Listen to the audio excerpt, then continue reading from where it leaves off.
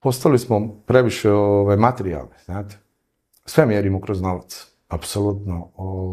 I nekako grčevito smo stisnuti i držimo to malo što imamo, zato što imamo utisak da uvijek može gore, znate. Semberci bi ovdje rekli, pali smo na dno, ali i dalje kopamo. Naravno da je neimaština prisutna. Ona je prisutna na svakom koraku i vidljiva je. Često puta su i sami ljudi ti koji nemaju odgovorni upravo za to, zato što nemaju. Onda traže izgovore da je to zbog nečeg drugog.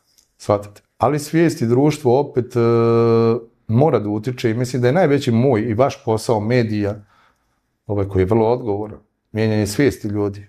Znate, ako ne budemo uspjeli da promijenimo bar u maloj mjeri svijest našeg naroda i ljudi, nećemo uspjeti ništa drugo da uradimo. Onda nam je džaba i politika i budućnost i ekonomija, mi ćemo se vrtiti tu kao što se vrtimo zadnjih, rekao bih, 100 godina u krug.